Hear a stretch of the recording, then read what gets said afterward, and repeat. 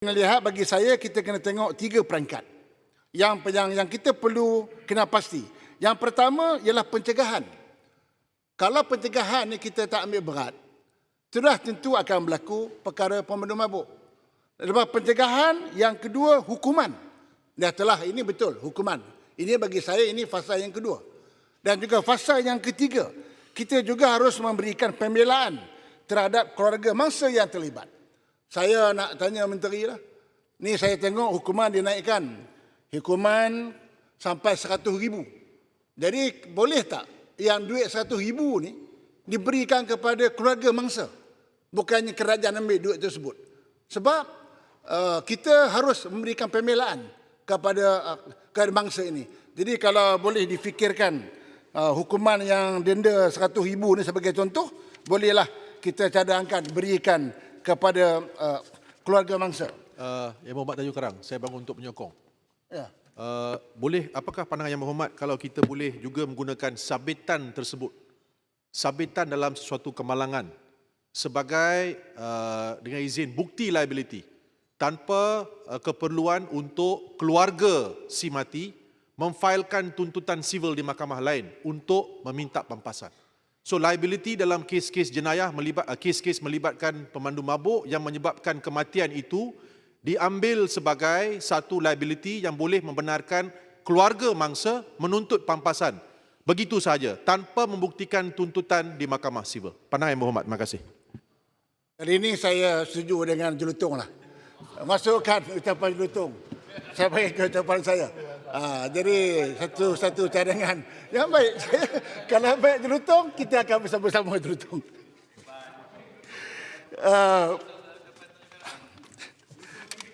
Speaker, saya nak bagi pandangan.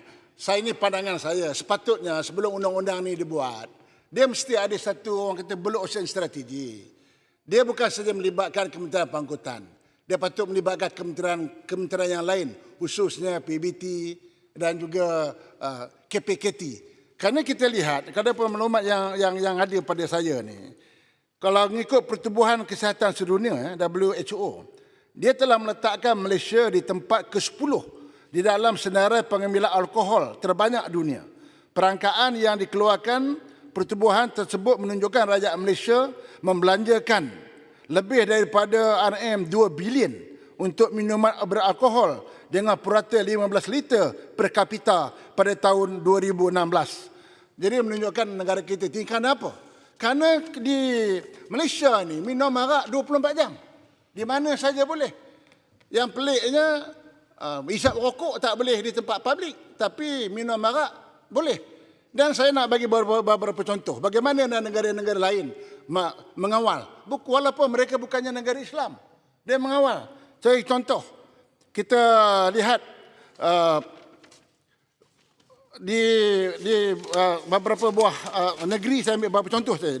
Di New Zealand, menghadkan jumlah alkohol yang boleh dijual kelab malam dan juga restoran dibenarkan untuk menjual alkohol antara jam 8 pagi hingga 4 pagi pada hari berikutnya. Manakala di kedai biasa, ia hanya boleh dijual antara jam 7 pagi dan 11 malam. Di Selangor dulu, bila bekas Esko di Selangor, Datuk Hassan Ali, menyentuh perkara itu, tak benar akan jual minuman keras di 7-Eleven kalau tak silap saya. Oh, DAP pada masa itu bangkit isu ni. Sampai Hassan Ali sampai letak jawatan lah. Ini saya sebagai contoh. Jadi bila kita sentuhnya tu tak ada kena-mengena. Dulu di Selangor, saya ingat lagi bekas Menteri Besar Selangor, Datuk Heri Toyo, contoh pasal sain arak, itu pun menjadi isu politik. Sebab jadi DAP tolong tadi jangan jadikan isu politik pas, dan juga isu pas pecat Hassan Ali masa itu. DAP tak pernah membantah penjualan tersebut. Jangan gunakan Yang Berhormat. Tak betul. Faham. Dah saya ambil contoh di Selangor. Bukan di Penang Jelutong okey. Dia pun tak minum. Jelutong pun bagus. Dia mana minum? Dia tak minum.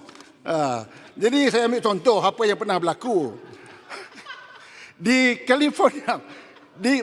California hanya membenarkan alkohol dijual antara pukul 6 pagi dan 2 pagi saja. Di Singapura melarang meminum minuman beralkohol di tempat awam dari jam 10.30 malam hingga 7 pagi. Di Thailand melarang penjualan minuman beralkohol pada hari-hari perayaan agama tersebut. Di perayaan agama tertentu. Tengok di negara-negara lain yang bukan negara Islam pun ada masa-masanya. Tapi mengapa di Malaysia boleh jual 24 jam?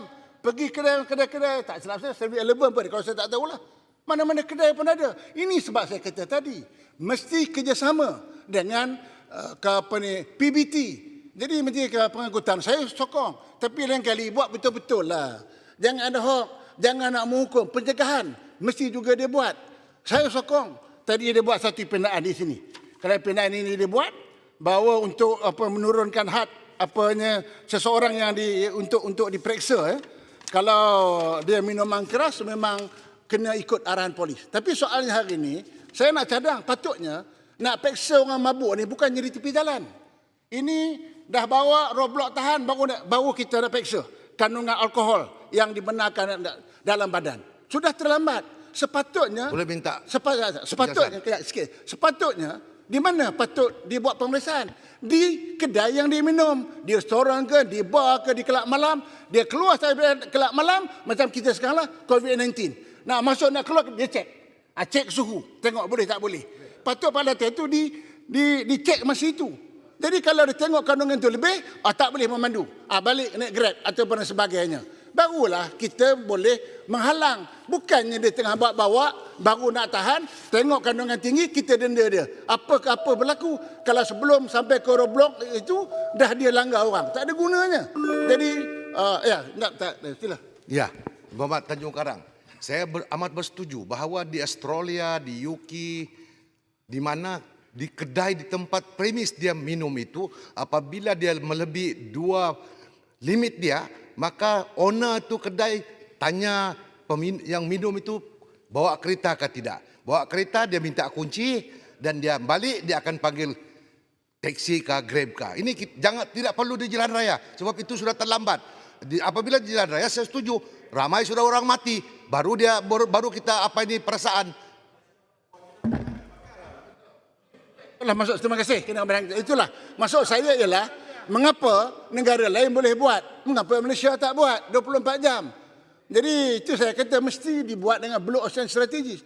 Tapi kita tak adalah sampai Shah Alam tak ada pula. Tak adalah sampai nak tutup kilang Kalsebut pula. Kalau dulu kalau Shah Alam kempen tutup kilang Kalsebut, kita tak ada sampai ke tahap itu. Itu hak kepada orang yang boleh minum, tetapi mesti ada limitnya. Jadi saya menyokong, tapi saya harap kalau satu undang-undang yang melibatkan keseluruhan rakyat, bukan saja nak menghukum, tetapi mencegah lebih baik dari kita mengubatnya. Terima kasih banyak. Terima kasih Yang Berhormat